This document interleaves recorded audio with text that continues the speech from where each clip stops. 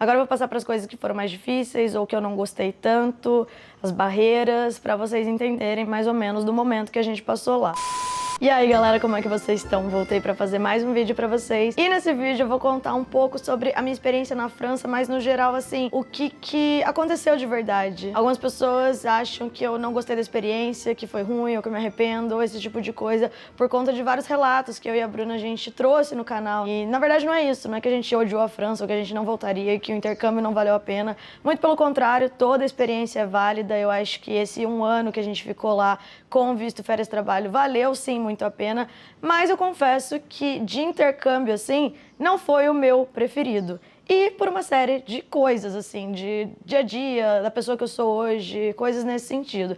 Então eu vou detalhar tudo mais para vocês entenderem, até para quem estiver pensando em ter essa mesma experiência, né, ir para a França ou escolher um país para ficar um ano fora ou de repente morar, talvez essas coisas que fizeram eu formar minha opinião e ter a minha experiência ajudem vocês já antes de ir ou antes de decidir alguma coisa. Ou para quem já tem essa experiência também, ou teve uma experiência totalmente diferente, deixem aí nos comentários as de vocês, porque isso ajuda muitas pessoas. Eu também vou falar um pouquinho sobre a Europa no geral, né, e porque eu acho que a Europa não é um lugar para mim hoje em dia. Eu acho que nos próximos anos, assim, eu não voltaria a morar lá, como esse último ano que eu fiquei na França. Bom, rapidinho, para quem não me conhece, eu sou a Camila Faria, eu tenho esse canal com a minha irmã Bruna, que a gente fala sobre as nossas viagens e intercâmbios, e tem todo tipo de conteúdo, conteúdos engraçados, com as nossas experiências boas e ruins, também trazemos vídeos de caso, enfim, dá uma olhada aí no nosso canal, que tem bastante coisa mesmo, tudo com o propósito de ajudar a pessoa que tá pensando em ir pra fora, ter essa vida de imigrante, fazer um intercâmbio, fazer um curso, enfim. E também, pra quem não acompanhou, eu fui pra França em maio de 2022, gente, eu tô toda perdida nos tempos, assim, não sei nem quantos anos eu tenho mais, não sei que ano que a gente tá,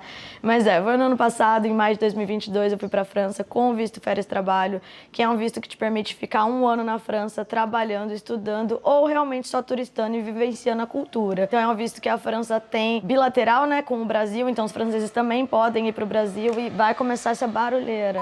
Vamos começar com os pontos positivos, o que eu gostei de fato durante esse intercâmbio. Primeira coisa, morando na França, você vai estar na Europa. E para quem gosta de viajar, isso é muito bom, porque a Europa ela é pequenininha, gente, principalmente os países ali mais conhecidos que o brasileiro tem como principais para turistar. Então, estando na França, você consegue facilmente ir para todos os países ali perto, de trem, de carro, carona, né, no caso. Tem muita companhia aérea que é low cost, então você acha passagens aéreas muito baratas. Eu fui inclusive pro Reino Unido para visitar minha amiga lá em Londres e a gente comprou a passagem, foi super barata. Tipo assim, se eu saísse para jantar na França ia ter dado mais caro do que a passagem ida e volta para Londres, por exemplo. Então, uma vez que você tá na Europa e você quer viajar, você tem uma facilidade maior. Ali para Marrocos também a gente conseguiu ir para África com voo barato. Tem vários destinos lá que você realmente consegue um voo bom. E aí você faz um bate-volta, assim, sei lá, vai numa sexta-noite, volta num domingo, ou se você tiver flexibilidade, né, vai numa segunda, volta numa quarta. Então, isso eu realmente gosto bastante da Europa, é legal pra quem gosta de viajar. Outro ponto positivo desse meu intercâmbio em Biarritz, foi a cidade que eu morei, é que eu gostei da cidade. Era uma cidade de praia,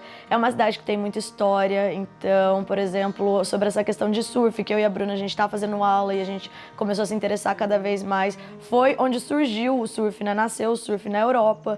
Então tem todo um histórico e a primeira escola de surf e a vibe lá é muito diferente, me passou assim uma vibes mais Califórnia, ou então os destinos de surf que a gente foi no México também, é meio característico, gente, a comunidade do surf ela é parecida em todos os lugares do mundo e lá em Biarritz tem bem essa pegada que é uma pegada que a gente gosta. Então morar em Biarritz pra mim foi uma escolha certa, apesar de ser um lugar bem turístico, com uma rotatividade muito alta lá, né, ter a alta temporada que é durante o verão, eu gostei de Biarritz, gosto de lá, sinto saudade de lá, gostaria de voltar pra lá, talvez não pra morar, porque como eu já disse pra vocês, é uma cidade turística, é uma cidade mais cara, então tem sim os seus prós e contras, mas por que é uma cidade cara? Porque todo mundo quer estar lá, então faz todo sentido. Gostei de morar lá também fora de temporada, então no outono, no inverno, o outono tava bem legal ainda, mas no inverno, mesmo estando frio, eu ainda gostava de estar perto da natureza, poder dar uma volta, tal, ver o mar com tanta facilidade, é uma coisa que eu gosto, não é à toa que eu moro em Ubatuba, né, gosto de estar em Ubatuba quando eu tô no Brasil e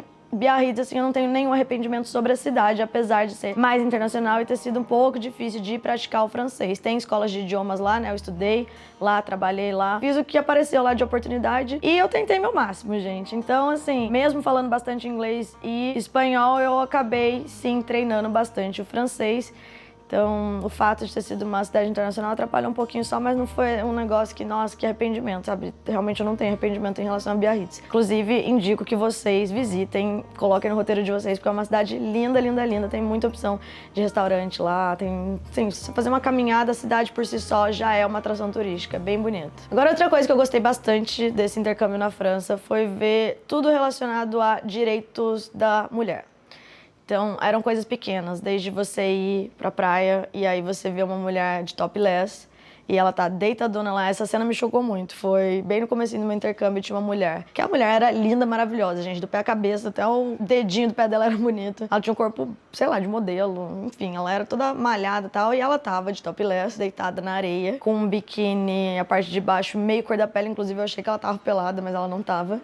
E aí eu percebi que eu era a única pessoa que olhei assim, porque eu assustei, não tava acostumada, tipo, apesar de eu saber que na Europa é comum. Ela tava, tipo assim, gente, tomando sol, basicamente reganhada na praia, fumando um cigarro lá, e eu era a única pessoa olhando. Tipo, eu vi os salva-vidas passando, os homens da praia passando, ninguém olhava pro lado, tava todo mundo muito acostumado com aquilo.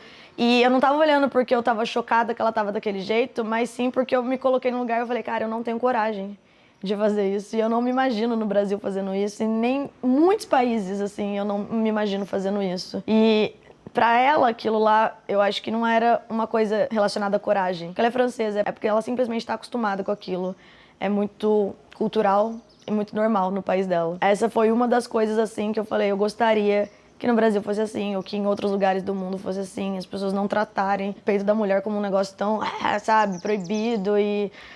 Enfim, várias coisas que a gente pode entrar aqui no assunto, mas não é o foco do vídeo. Então, essa foi uma coisa que eu achei muito legal. Mas não só isso em relação ao topless, gente. Eu conheci muita mulher empreendedora lá, que tinham a própria loja, a própria marca, próprio business no geral, né? A gente viu um evento de surf só organizado por mulheres. Então, era mulher não só na organização, mas desde a portaria, segurança e também no bar, vendendo a bebida e tal, no palco. Todo feito por mulheres e pra todo tipo de público. Então, tinha bastante surfista lá, skatista também. E todo mundo sabia que o evento era especificamente feito por mulheres, então esse é um tipo de coisa que você não vê sempre. Outra coisa muito legal que eu cobri a gente via e a gente até zoava é que normalmente você vê sempre o bebê com a mãe, em qualquer lugar, assim, em vários países também. Sei lá, é sempre a mãe empurrando o carrinho, a mãe com a criança. São poucas as vezes que eu lembro, por exemplo, todo mundo numa praça e ser só pai com crianças, entendeu? Ou então um pai andando sozinho com um bebê na rua. Eu e a Bran, a gente sempre falava, quando a gente via um homem com um bebê no colo, que era o sequestrador. A gente falava, o que o cara tá com essa criança? Porque me causava estranheza. No meu círculo, no geral, ou meus amigos, ou lugares que eu vejo, públicos mesmo, sempre a criança tá com a mãe.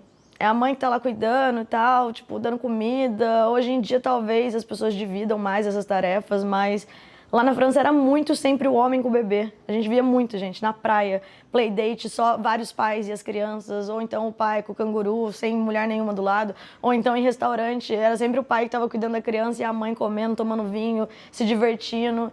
Então, é mais do que eles dividirem 50% de quem está cuidando do filho, mas a presença masculina, a presença paterna muito forte. E isso foi uma coisa que eu percebi que, pra mim, é diferente. Normalmente, pra mim, assim, na minha cabeça, não que eu acho que isso é certo, mas de memórias, assim, eu sempre lembro das crianças com uma figura feminina, tipo uma mulher, uma tia, uma prima. E muitos pais ausentes, né? No Brasil isso é bem comum. Então, essa foi uma coisa da França que foi um ponto positivo para eles também, que foi legal de ver e que eu gostaria que acontecesse mais no Brasil e em outros países. Agora eu vou passar para as coisas que foram mais difíceis ou que eu não gostei tanto, as barreiras, para vocês entenderem mais ou menos do momento que a gente passou lá. Quarta coisa dessa lista, então as 3 primeiras foram positivas, né, coisas que eu gostei, achei que valeu a pena. A quarta coisa que eu quero falar é sobre idioma. Então, como vocês sabem, eu fui para lá para aprender francês, então esse foi um dos meus maiores objetivos. Eu gosto de idiomas, eu falo inglês e espanhol e isso me ajuda muito nas minhas viagens e eu sempre incentivo vocês a aprender um novo idioma, falo sobre a importância e lá na França eu fui para praticar. Estudei na faculdade por alguns semestres, depois eu fui morar na França, em Toulouse, fiquei 3 meses lá.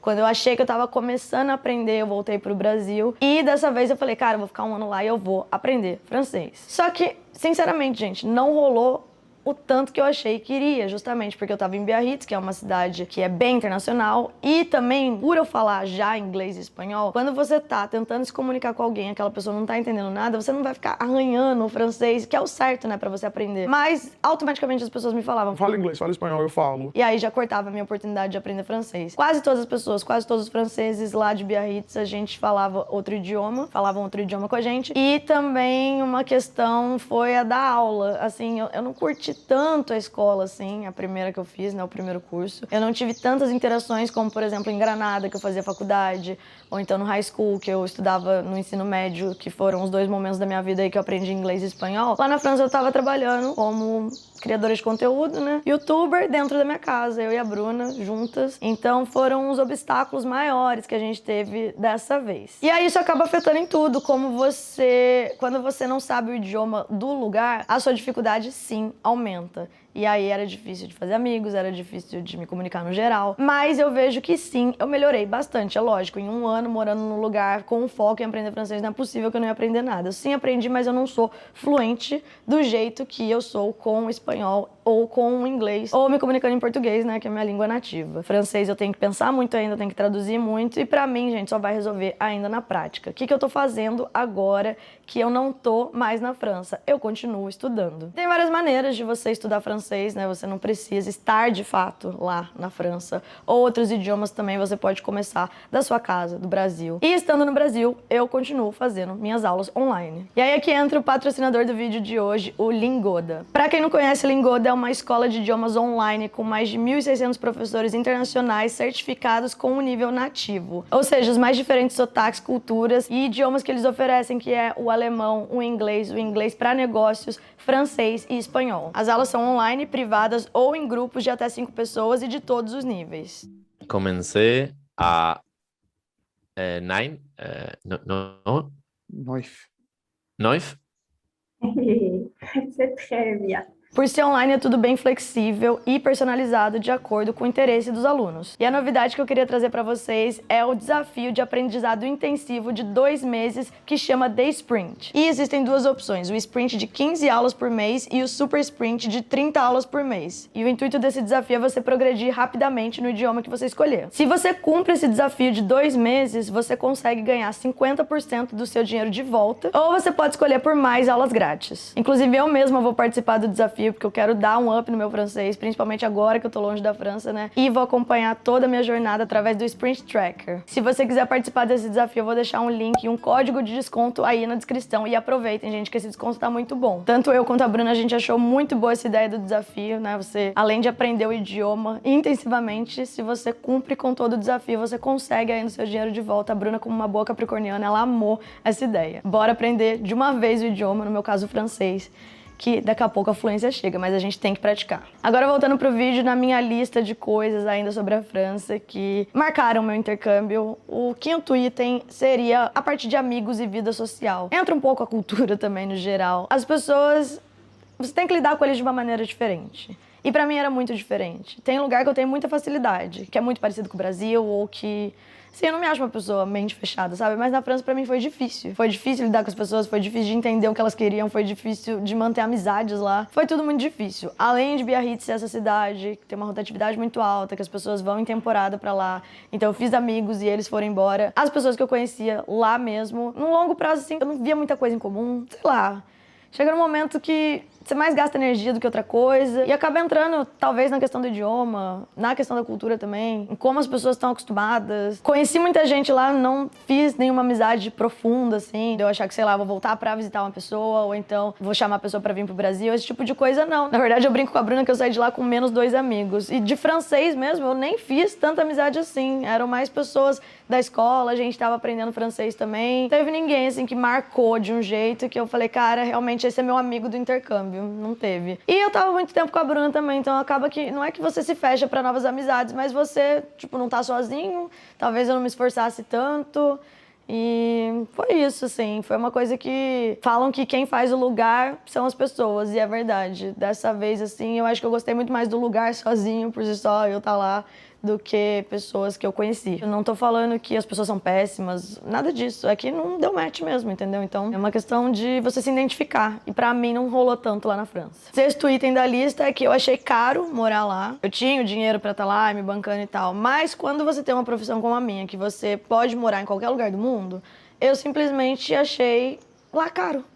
Tipo, as coisas que eu pagava lá, eu via que tinha um valor e tal, mas eu achava caro. Você morar num lugar que você não trabalha naquele lugar, seu dinheiro não vem daquele lugar, mesmo eu ganhando em dólar e tal, com o YouTube, eu sei quanto custa no Brasil, eu sei quanto eu estaria gastando no Brasil. Então, com essa comparação, assim, eu via que meu dinheiro não ia pra frente, sabe, gente? Eu gastei muito mesmo lá. Eu acho assim, se você quiser ir pra um país em que você quer trabalhar lá, aí vai ser mais fácil de você manter sua vida. Mas pra nômade digital eu não acho que é tão interessante. Então pra mim esse foi um ponto que pegou muito. Tipo, todo o dinheiro que eu gastei lá, eu acho que pra mim não valeria mais de um ano, sabe? Continuar mantendo essa experiência. Agora uma coisa falando sobre a Europa no geral, que é uma coisa que me pega muito, é o clima. São assim, 2, 3, 4 meses bons e o resto muito frio. Não dá vontade de sair de casa, não dá vontade de você fazer as coisas. Eles estão acostumados, né? Mas tem isso, gente. O europeu, ele aproveita o verão ao máximo porque o resto do ano é sinceramente é isso. Eles gostam de esquiar, eles gostam de fazer coisas na neve e tal. Não é muito minha vibe. Meu rolê é de praia, é de calor. Agora tá muito quente, mas enfim. Eu gosto mais disso. Então, mesmo estando na praia lá, na baixa temporada era frio sim. E aí você não tem muita vontade de fazer as coisas. Então, pra mim, esse é um dos maiores motivos que a Europa, no geral, assim, não funcionaria pra mim. Mas eu morei em Baltimore, por exemplo, quando eu era au pair. Eu também tinha um inverno mais pesado lá, só que eu acho que as estações do ano eram mais definidas, não eram só 2, 3 meses bons, entendeu? Nos Estados Unidos eu lembro que teve um inverno pesadinho, assim, mas eu ainda fazia as coisas, eu ainda dava rolê. Eu acho que conforme eu vou ficando mais velha também, eu vou ficando mais de saco cheio, gente. Então, eu não me imagino num inverno pesadão, assim, por anos e anos e anos da minha vida, sabe? E aí, depois que eu voltei da França, fui pro Brasil, fui pro México, tô no Brasil de novo, eu vi que eu, Camila, prefiro a América Latina. Pelos valores, pra mim, uma qualidade de vida maior nesse sentido, sabe? De natureza, não que não tenha natureza lá, mas do clima no geral. E aí, no caso das pessoas, é muito mais fácil quando você tá no seu país, você fala o mesmo idioma, as pessoas te entendem, você tem a mesma piada, tem um background parecido. Hoje em dia, isso é o que mais me pega. Eu sei que tem a questão da segurança, eu sei que tem muitas coisas boas lá fora também, só que eu não me imagino. Talvez daqui 10 anos eu mude de ideia, sei lá, um dia se eu tiver filho, qualquer coisa nesse sentido eu mude de ideia. Mas hoje não é uma coisa que me atrai tanto. Eu prefiro realmente viajar para outros países e não colocaria a França no meu top 1, nem 5, assim. Mas eu gostei, tá, gente? Eu realmente só tô tentando colocar na balança, assim, a realidade do que é. Não é tudo perfeito, não é tudo lindo, maravilhoso. Eu acho que a questão cultural pegou, o idioma pegou, o jeito que as pessoas são pegou. Mas eu me arrependo? Não. Valeu como experiência, com toda certeza, pra eu ter a cabeça que eu tenho hoje e poder opinar sobre o que é uma vida na França. A minha vida lá não foi 100%. Tipo, quando eu penso onde eu moraria, talvez eu iria pra Espanha, por exemplo. Só que eu também morei lá numa época da minha vida que eu tinha 21 anos, então talvez a Camila de 30 hoje não ia gostar tanto da Espanha, mas eu acho que não, porque toda vez que eu ia pra Espanha eu me sentia mais feliz. Quando eu fui visitar meus amigos no meu aniversário, quando eu só atravessava a fronteira pra branco cortar cabelo. Eu gosto, eu acho, mais da Espanha mesmo. Mas é uma opinião minha, tá, gente? Uma vivência minha mesmo. Eu acho que é isso, gente. Vou continuar estudando francês, vou entrar nesse desafio do Lingoda também. Então, eu espero muito que, pegando certinho, eu consiga essa fluência que eu tanto busco. Foi mais difícil lá pra mim mesmo. E não vou desistir. Não me vejo voltando pra França, mas continuar o idioma, assim, nada impede, principalmente com a internet hoje em dia. Então não esqueçam de ver aí o link na descrição com o código de desconto que tá muito bom, valendo bem a pena. E lembrando que não é só pra francês, pra outros idiomas também. Gente, não esquece de se inscrever no canal e ativar o sininho pra receber notificação toda vez que a gente postar vídeo. Segue a gente nas redes sociais. Mila Faria, Bruna P. Faria, MushShareBR. E Sudeste Asiático tá chegando em Brasil, então segue a gente lá pra vocês acompanharem mais em tempo real. E essa obra foi meu vídeo inteiro, cagou meu vídeo todo, mas vida que segue. É isso, galera. Um beijo, é nóis, tchau.